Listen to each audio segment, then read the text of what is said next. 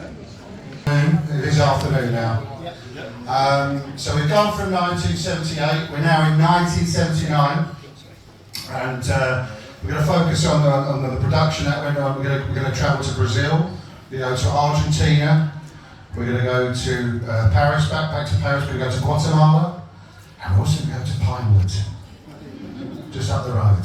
So if you got on the top of the house, top of the hotel, you can probably see Pinewood Shoes from up there.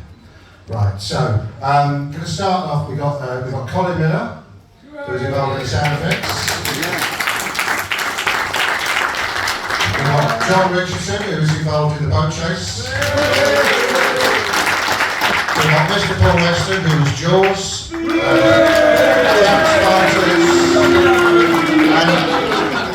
Tracks Fighters and US Marines, and Irvin Pachenko, who was Blonde Beauty.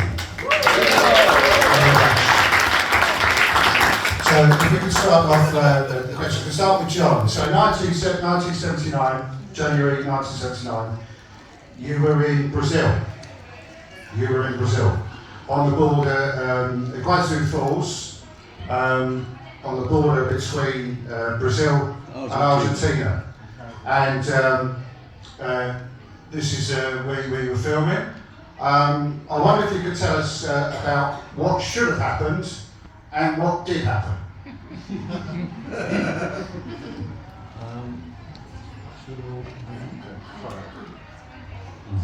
That's right. Yeah. Well, we went there to put Bond's boat over the edge of the pool.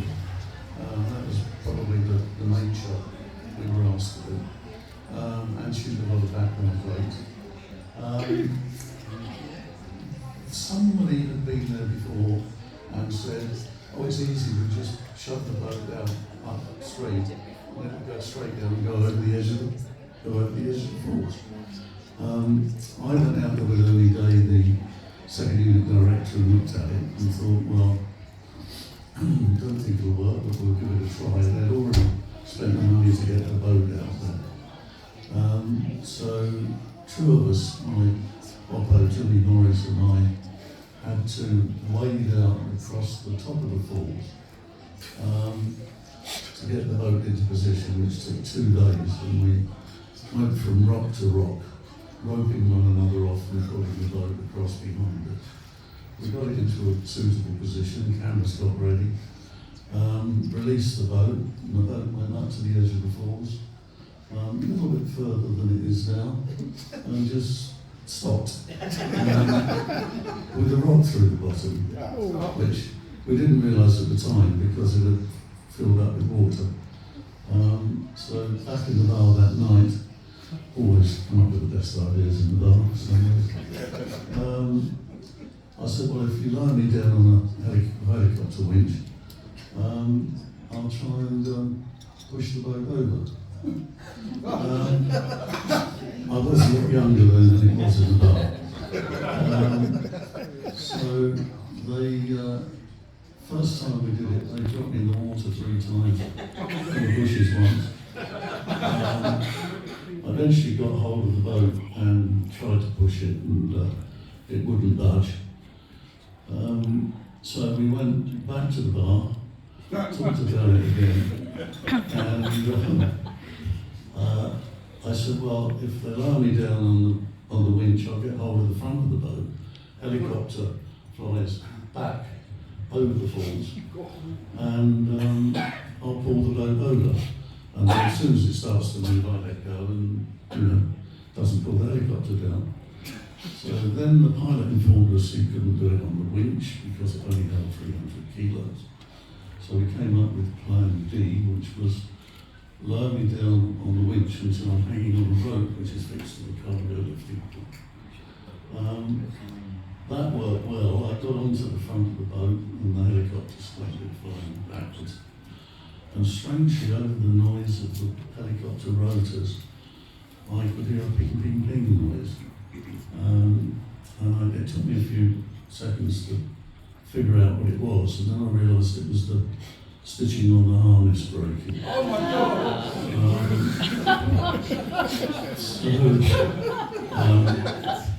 Then you start counting how many stitches have gone. Do I stay with the boat and wait until it breaks, or go with the helicopter? So I opted to go with the helicopter. And then, of course, spun round like a top with the rope and the cable stuck together. So we had to hover over the edge of the falls while they tried to get me back up into the helicopter. Johnny, my mate, was sitting in the back working the winch, and I got up, so I was hanging with my hands on the skid. Johnny signalled to the pilot, who thought he meant I was in the helicopter, which I wasn't. So the pilot then did one of those spectacular dives over the edge of the falls, down the valley and up the valley. So you thought you were Superman? Yeah.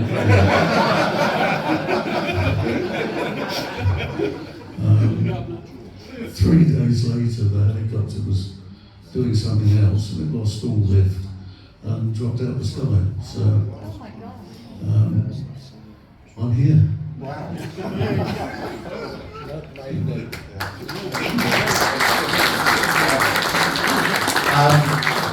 Now, at the same time, there was another part of the sequence that they filmed. How did you get the boat over, John, at the end? We went back to the bar.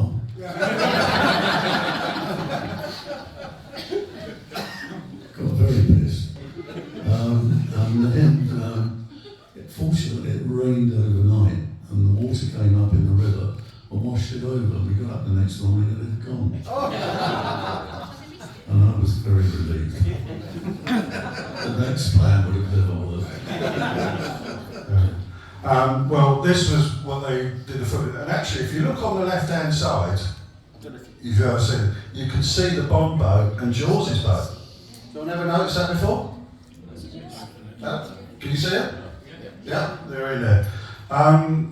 Now, this is what, well, you obviously filmed this footage here. This was some of the footage. I mean, it's fantastic with Buzzing Falls, isn't it? If you ever get the chance to go to Buzzing Falls, they're absolutely incredible. Now, that's fun. Was that a model at all, John? Sorry? Was it a model, the boat with the, when it comes out? It was a real boat, and that was a model at Pinewood. that was a model of Pinewood that Derek did after. That's Paris. The first shot was the model we shot in Miami. Yeah.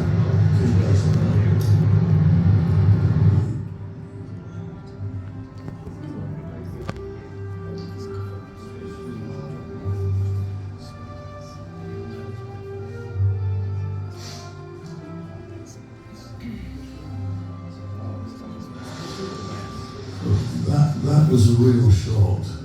The guy who flew the hang glider, he's actually still alive down in Dorset. He was supposed to fly over the falls and then land at the bottom, and he crashed in the forest. So as I said, the search party but used the shot. Now, I know the boat you're talking about, it's called John Long, isn't he?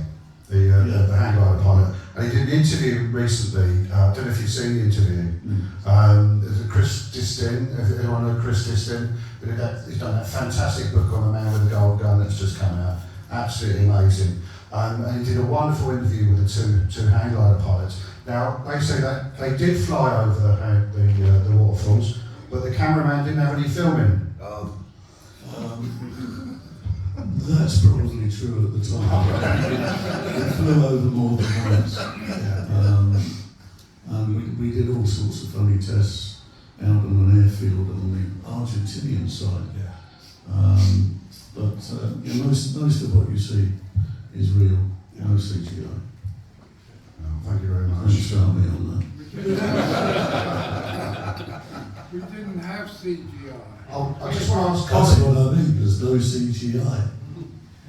I just want to ask Colin at the show. Over there too. One of the bits I love in that scene is the sound effect of the helmet going on the ground. Did you do that? Can you hear me? Yeah.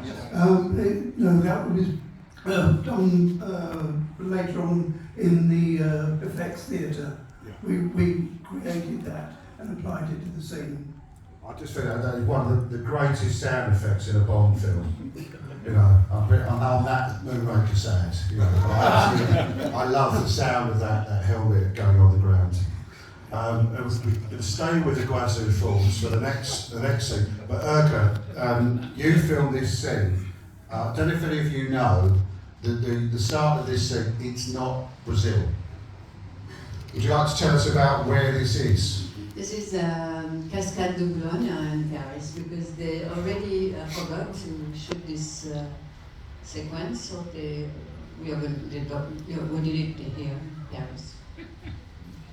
So it's actually near to a roundabout. If you've ever been to Paris, and I know some of you have, you can find this location. It's a waterfall in a park in Paris. But it looks amazing, doesn't it? It actually looks like you're in, I think they dangled some plants in front of the camera to make it look like Amazon.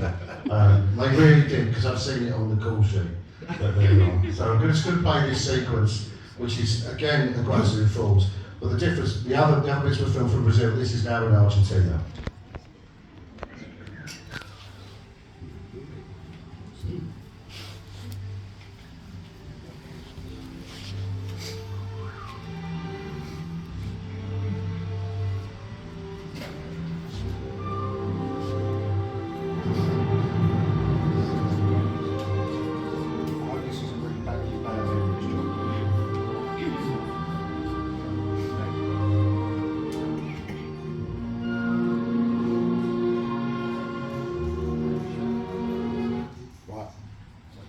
That's all the bits that were filmed in Argentina.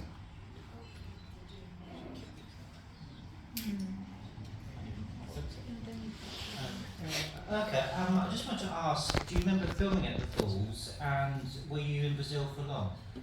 For, I think, 1 week, something like this.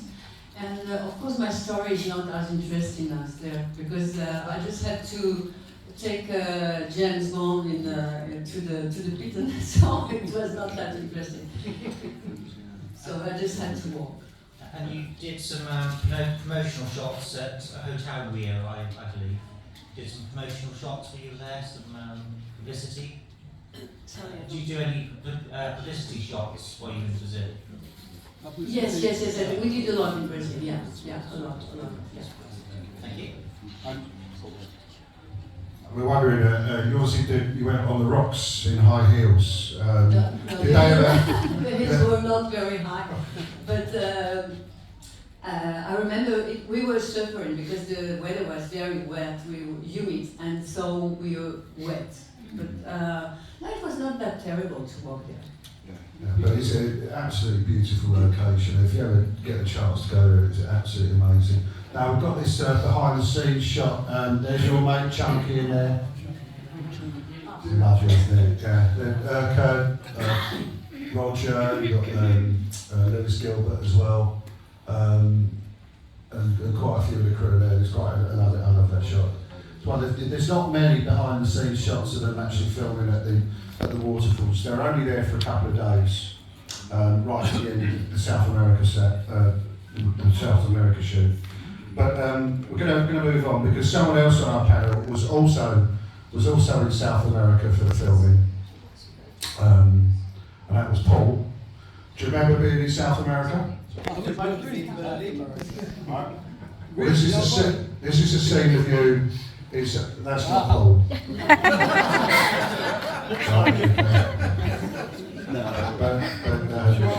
You got obviously you went all the way to Rio de Janeiro to film this. That's right. Yeah. And so here's the shot.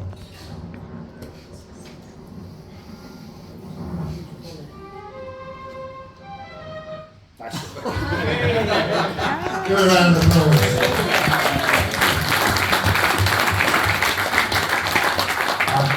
I love that. And you obviously jumped like that, like your. How did you do that shot? Could you tell us about how you did that shot? Yes, if I can switch this on. Can you hear me? No? Thank you. Hello. I got a call to go to Pinewood Studios for Moonraker, and I thought, well, they're all in Paris, so what will I be doing there?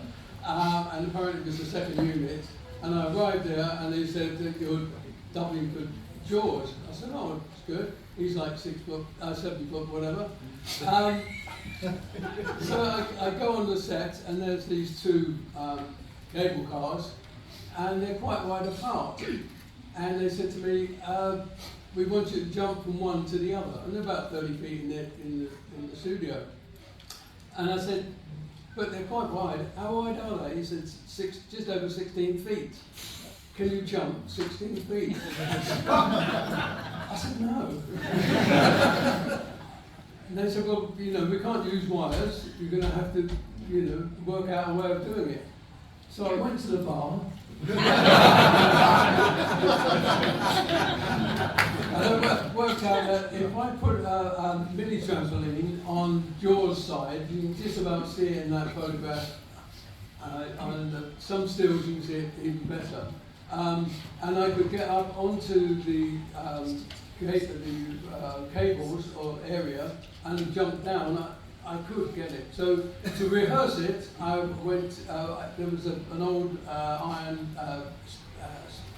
ladder against the wall in the studio, and I put the mini trampoline underneath it and put some crash mats out, and I measured out 16 feet. We got the photo up there of you doing it. Oh right, yeah. So I could just show you just get pause that? you a Have you minute. seen that? I could just show you what it should have looked, how the story was. That's how it should have looked. Oh well, he's got That's the wires on. storyboard. Yeah, the wires on. Yeah. Yeah, no, that's amazing. I've never seen that one before. Yeah, so I put some crash mats on the floor, and I was getting all ready. Oh, the rehearsal, I went up 6 feet, jumped on the trampoline, and it took me about 8 feet, and I went up a bit higher until I was jumping down far enough to be able to propel myself 16 feet to get to the other side. And it worked out. I thought, yeah, I can do this. So I got all the gear on, got ready. I think it was only Day was directing the second unit, and said, okay, stand by. I got up there. The boys had put a little platform on the top so I could jump down onto the mini trampoline, which you can imagine it's like 2 foot across. And I had to hit the centre of it. If I hit slightly one way or the other, I would have gone off and missed the cable car completely. So I was up there, and we said, okay, stand by, and then Ernie shouted up, Paul. I said, yes. He said, have you got your teeth? I said, yeah, I've got my teeth. Of course I've got my teeth. He said, no, have you got Jaws teeth? I said, no one's giving me any Jaws teeth. So I went on to props. Where's the teeth? Because we might see a glimpse of it. So it's, no, they're in Munching somewhere in Paris. We haven't got any teeth here at all.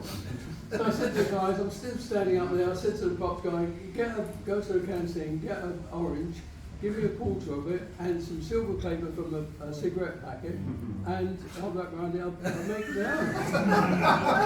Yes, I did. And they handed them down to me, and I put them in, and I've got caps. And you imagine you putting silver paper in your mouth. It was like a 12-volt battery. And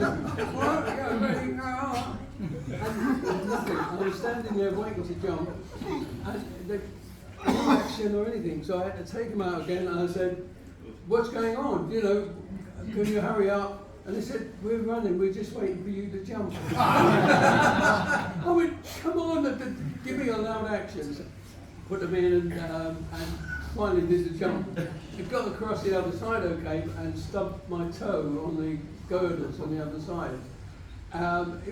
It worked okay, and we then had to wait to see the playback, and we got it in one, so I didn't have to do it again.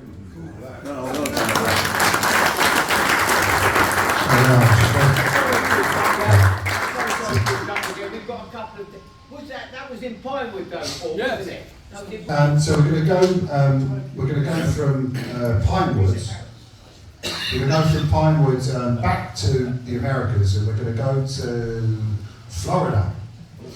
Going to go to Florida now, and a place called Port St. Lucie, which is on the east coast of Florida, which was doubling as the Florida goes. I'm going to show this amazing, the amazing boat chase that's in there that this man John Richardson was involved with.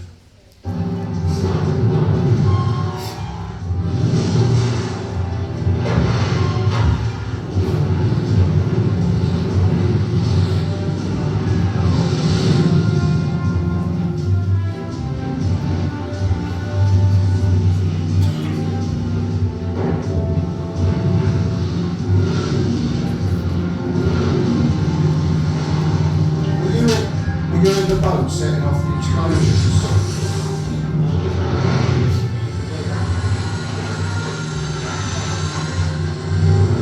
There's an explosion in one of the boats. That's been coming under back into the water. You should have stopped that. No thanks. Oh, you've got competition. I know. And you, Michael, you've got competition.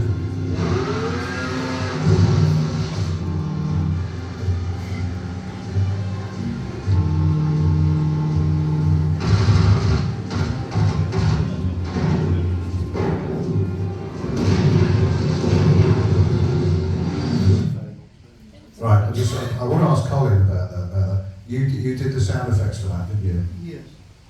They, Yes. Sorry. yeah. And so how did you sort of make those sound effects? Well, a lot of it, as I would have it, drawn from a sound library, who've done the library contains some of the material that's been used on other films, but we had to try and match as close as we could to the boat itself that we're talking about. We applied some, but some of the sounds was actually recorded on location at the time. So we had to sort of, should we say, shots 1 and 3 that were the original sound. The intermediate shot was probably had no sound in it at all. So we had to match from the library material or reorganise the other takes where the boat sound was the same. So it was a question of just re-engineering a lot of material to match it all together. And John, how long did it take to film that sequence? Oh, I think we were probably shooting for a month out there. I mean, that's why I got into special effects, to do stuff like that. It was great fun. Mike, the boatman, who was a very old friend of mine, his guys ran all the boats. Yeah, there's a couple of them there. Is that Mike in the picture then? No, that's, I think that's Ian McDougall and Peter Bennett, the lovely Peter. Excuse me. But yeah, it was all real dynamite and very close timing. And when we didn't have any stunt in there, so I said I'd do Didn't need them. I'd be the guy coming out the back of the boat. And to be honest, I wasn't at all worried about the explosion in there. I was just terrified about the snakes and the alligators in the water. And I practically ran across the water to get back to the safety boat. Wow. And how many boats did you get through during the shoot? All of them. I'll come back to it now. We blew up, I think, probably 4 or 5 of the chase boats. And I think Bond's boat was the only one that survived. And now I understand that Mike Turk, who's the one who had the boats, he was a good friend of yours. Were you his best man or was he your best man? Mike Turk was my best man twice. Wow.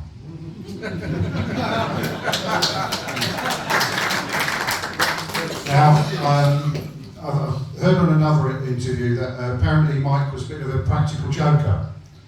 And I wondered if you'd like to tell everyone in the Pinewood Hotel about another hotel, this one in Florida, a little practical joke. Careful, John. Thank you for this. We used to play a lot of practical jokes, and One day I got up to relieve myself in the morning, and there was a little tiny, very tiny black creature walking sideways across a part of my anatomy where I'd rather it wasn't. I ended up going to the location and called St Lucy, and they made an appointment for me to go and see the doctor, where there was a big friendly American nurse saw me in and all in, honey, what's the problem? So I got a bad throat. So they shunted me in to see the doctor, and I said, look, I found this, and I caught this little thing in a 35mm film can. And I said, I found this walking sideways. Is it what I think it is? And he said, no. He said, I don't worry about it. And, you know, Jewish. I said, yeah. Anyway, back at the hotel that night, they got another doctor in, and same film can, same little creature. Showed it to him, and he said, God, he said, I haven't seen one of these since now. He gave me the cure, which was to put on a shampoo from there down and stand in the shower for 20 minutes, which I did 3 times. 3 months later, I'm round at Mike Turk's with the rest of my family,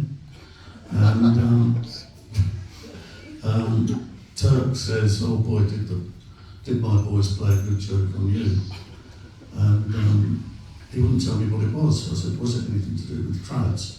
At which point, Turk is on the floor, laughing, touching his stomach. And it turns out these guys had caught these little tiny baby crabs on the dock where we were filming, broke into my hotel room and sprinkled them in the bed.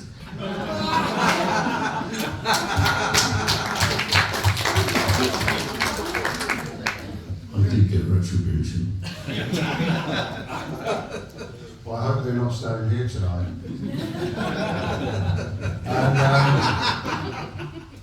And just what, now, this is a face, John. Do you recognise this person? I don't from this angle.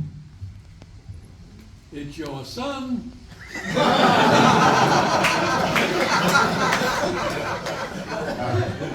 Anyone, I know some people in here know the answer, but anyone who doesn't know the answer, would they like to take a guess at who they think this person is? Richard Keel. It is Richard Keel. It is Richard Keel. No, not that Richard Keel.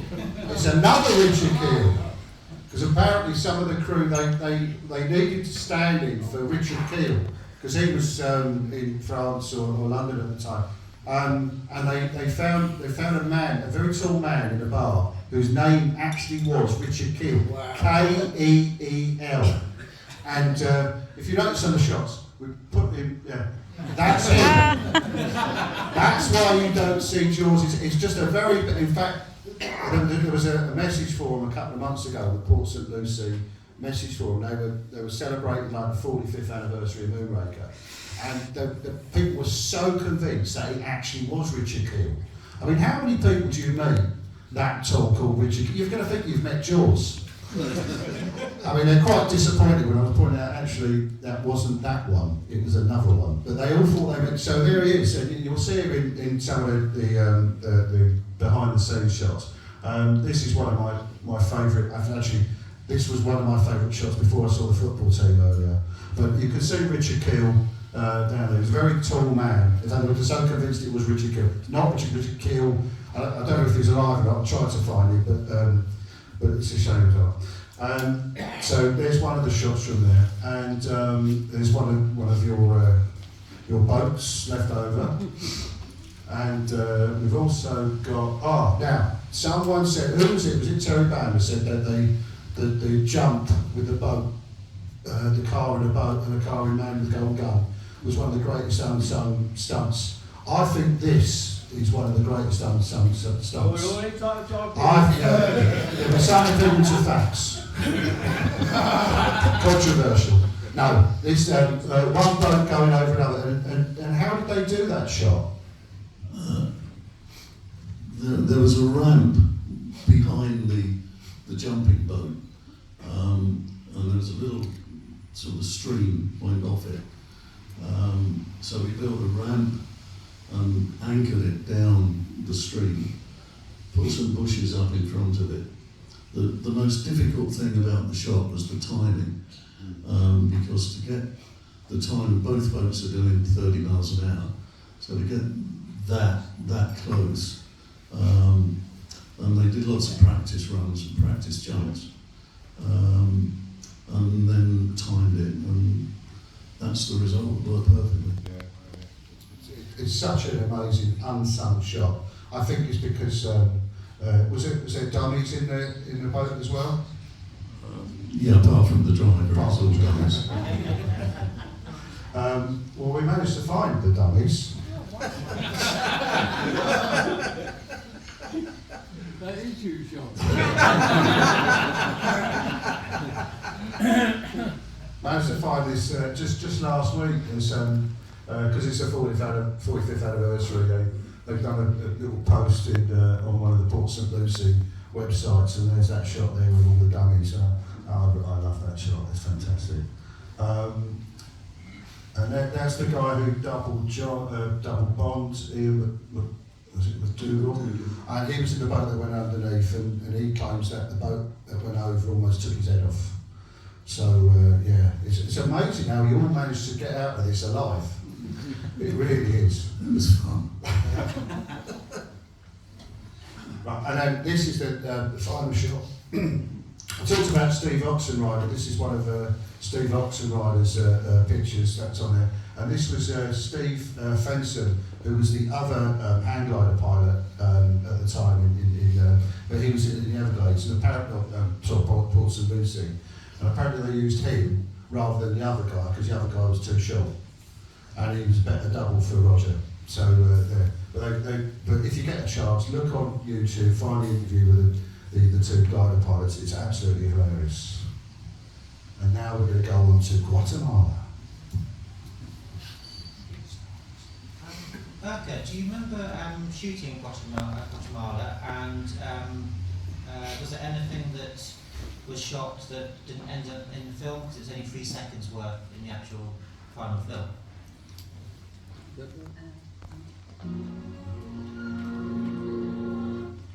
That's it. One, it doesn't work, okay. Underwear.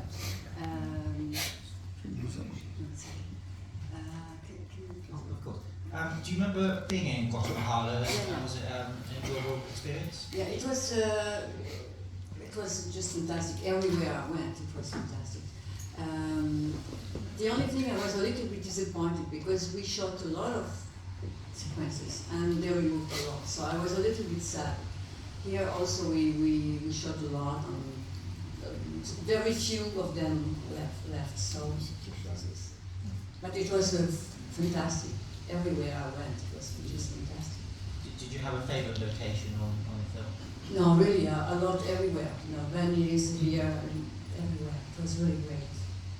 And the thing is that the team was smaller, so we were closer.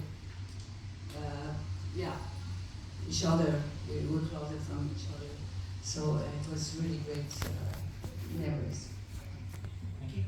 And I think one of the sad things about the way that the cinema's gone now is if that you would never get a second unit going out to Guatemala for 4 days just to film 3 seconds of footage. Now it would all be done with a CGI background, and you'd never get the opportunity to go there. So I think that's one of the lost arts.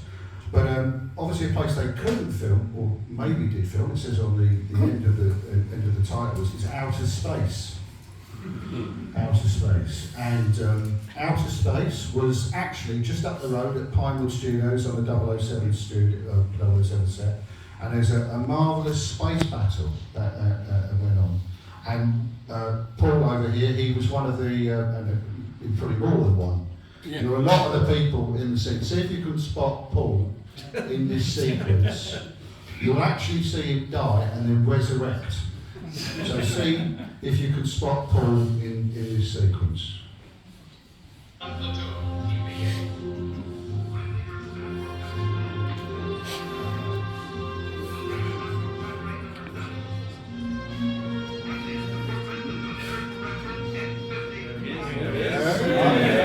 Hey, looking.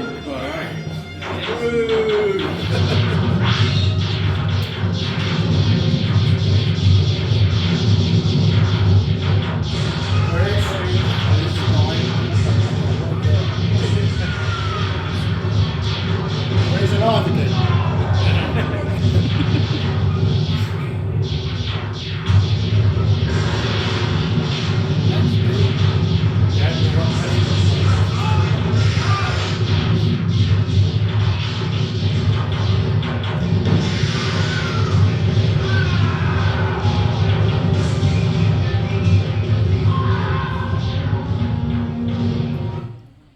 I love that sequence. Give it a round of applause.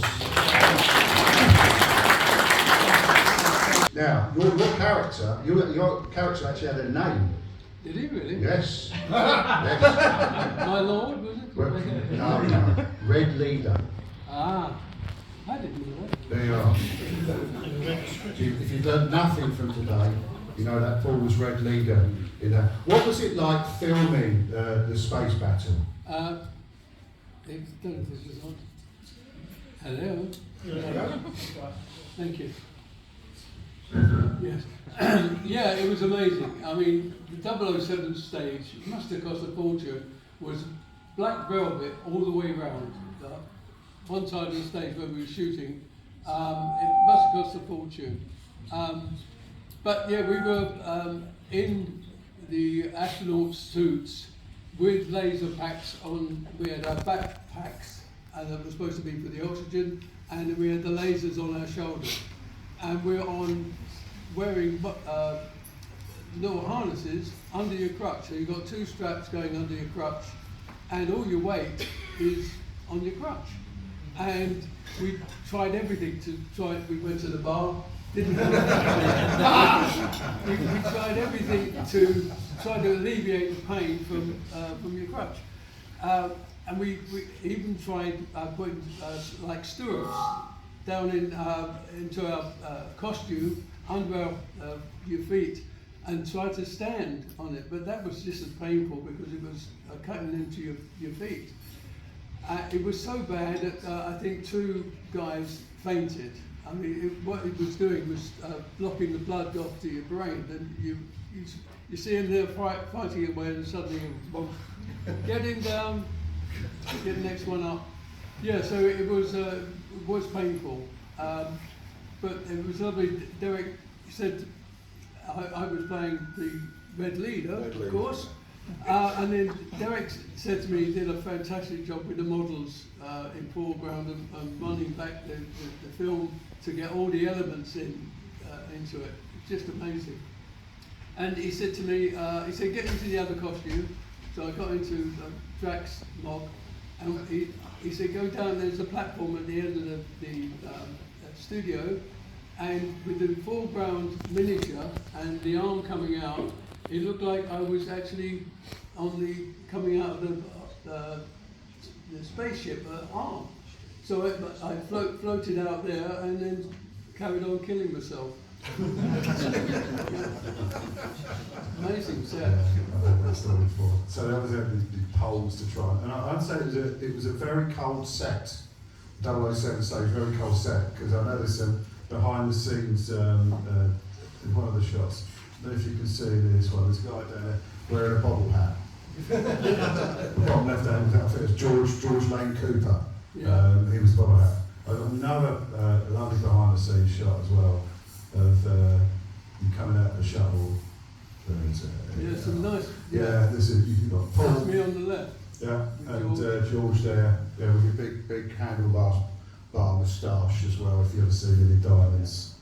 Okay, so that was fantastic. But these were some of the guys that you were involved with.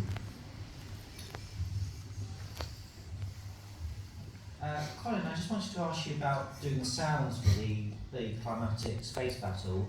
Do you remember much about doing the sequence?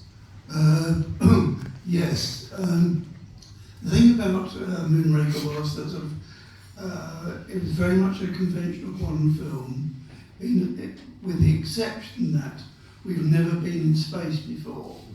So we had all the conventional chases and fights on Earth, but having a whole space sequence presented a whole new challenge. Not least being all the lasers for the laser guns. Now, as we know, it was only Stanley Kubrick who was strong enough to dictate that there was to be no sound in space. Well, of course, for a Bond movie, that's not good at all, especially one involving a huge, great battle. So we had to, I couldn't tell what I was going to do about the lasers until I started to see some of the shots. So got to thinking, so went to the bar. And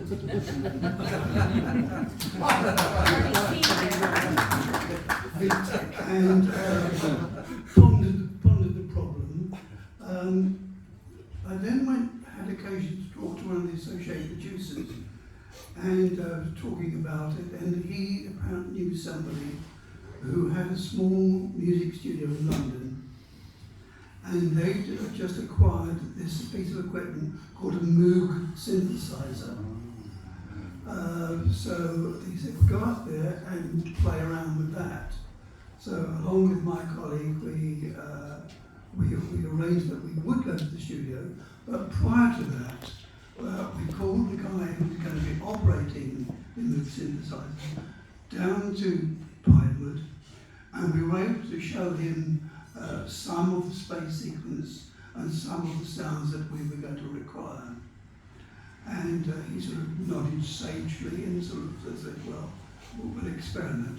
So come today, my colleague and I, we arrived at the studio, and we said to him, well, now we need to sort of talk about, you have the space pistols, the cannons, and the rifles. So we wanted to make a change. A gunshot is a gunshot, is a bang, is a bang, is a bang. But a laser is completely different. We wanted to make the individual match the sound to the weapon itself. So we experimented until we found something for the pistol. So, but as you will see, all the laser shots are probably 3-4 frames long each. So we just couldn't keep going bang, bang, bang, bang, bang, bang like that. So we recorded a 30-second length of constant track.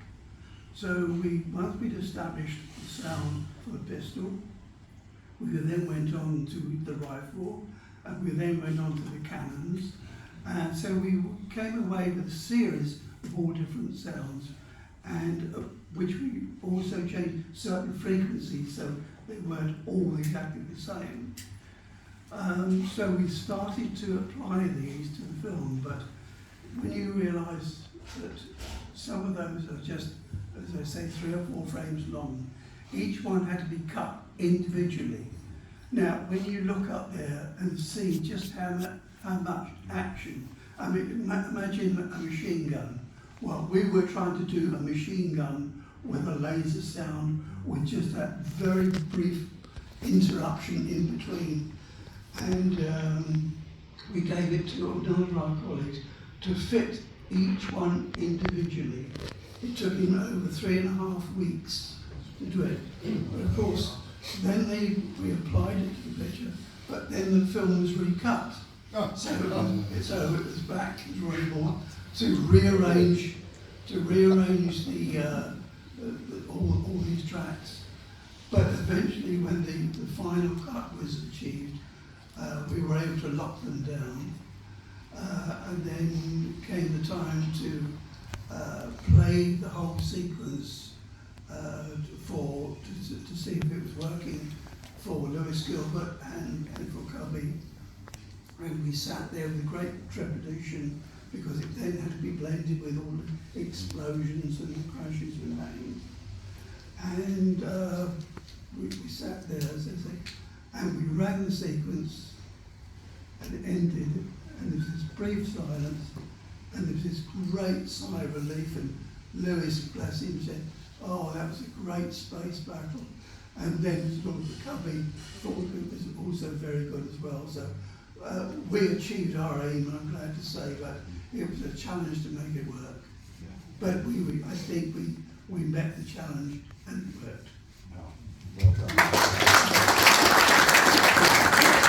One of the call sheets from Pinewood, and there's someone I want to talk about. There's a real unsung hero of British cinema, in fact, the genre of cinema, and it's a guy called Derek Patel. Some of you may have heard of him, some of you may not, some of you worked with him.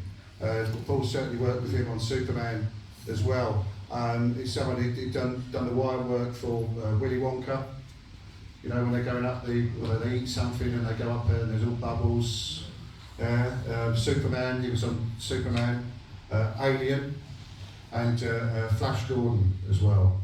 But he's real unsung. Do you have any memories about Derek Patel and his team? Yeah, just what the wonderful, talented group of people he put together. And I first met him on the puppets when Jerry Anderson was doing the puppets. I used to go in and watch them with Frank Holland. You remember Frank Holland, the first assistant? And yeah, so I knew him from them, and that's where he started doing the models and became, you know, really a genius at it. I mean, just a talent that John here, I'm sure, would say he was one of the best. He was, although he lifted me up on the wires on them called the Little Prince once. Both the wires broke and he dropped me. I should laugh. Yeah.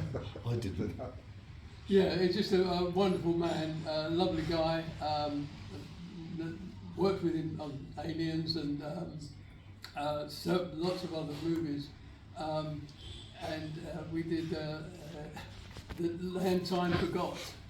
And it was interesting with all the new ladies getting in this big tub. Do you remember the one?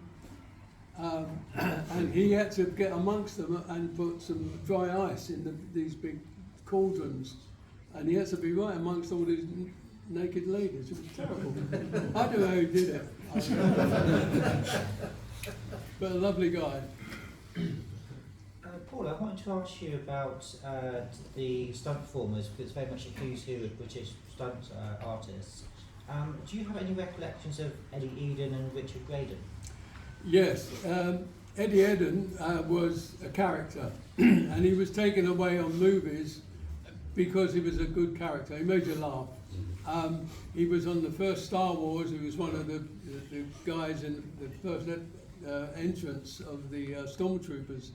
And he was a wind-up person. He just wound everybody up and kept everybody laughing on the set. He wasn't a great stuntman. He couldn't, go and do a high fall or a car knockdown. But he was there throughout the probably 50s, 60s, 70s. I used him on Superman 2, I think. It was the last time I worked with him. But yeah, he's obviously his wife, Sadie Eden, was one of the best. Both in the picture, yeah, she's one of the best stunt girls we had. And now his daughter, Tracy, and now their daughter, Cassie, is working as stunts. But Tracy doubled for Carrie Fisher on Star Wars. And I first used her when she was 15 years old, doing a training commercial, a training film. But yeah, great family of the Edens. But he was a character, always selling something from the back of the car. But yeah, he and Dickie Graydon, I mean, was one of our top. He was the one that was on the cable car, and during the fight with Martin Grace, there was supposed to be a cut before he falls over the edge, which would give him the time to hook on, and then there's the action again, and he fall over the edge. They went through the fight, got right up to the point where he had to fall over, expecting a cut. Didn't get the cut, so he just fell over and just held on with no cables on him. Yeah, he was a character, but he was. They used to call him the second story guy. He was very strong in his hands and climbing up and getting in windows and things like that. But he was, if you've ever met him, you would never think he was a stuntman. He was awfully like that. Oh, yes. Yes, very posh. His backstory, stories of him go on forever, but they're very funny. But he was an excellent stuntman, and I worked with him on many films. He was a good coordinator as well. He was very well liked in the business. He was a bit abrasive, you know. He could be. He told it as it was, and he was very sarcastic in his attitudes to some people. But yeah, a great stunt performer, as you can see on those jumping. Right, we're going to look forward to the premiere now. We're going to wrap it up now with the actual film that I'll do. Moonraker arriving in London in 1977, June 1979. There's one of the promotion shots. And we've got some shots from the premiere. You didn't get that with No Time to Die, did you? You got the Aston Martin, didn't you? Yeah. This one you got a space shuttle and a Ford Transit. There you are with the other translators arriving at the premiere. Who was at the premiere? Anyone here at the premiere? John. Okay, so two of you at the premiere. And this is just a little bit of footage of the Draxlers.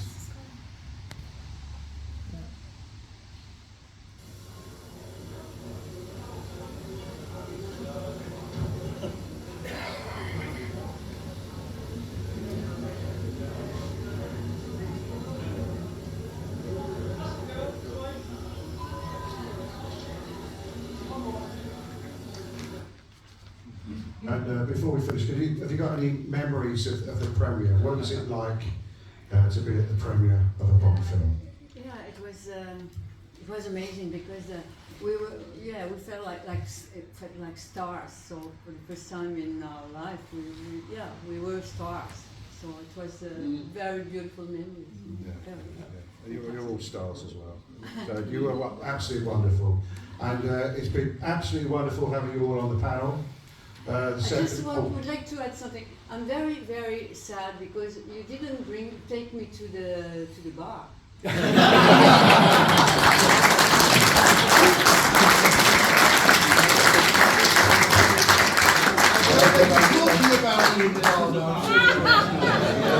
going to make up for it 45 years later and have a proper Moonraker reunion. All right, so can we just thank our panel again?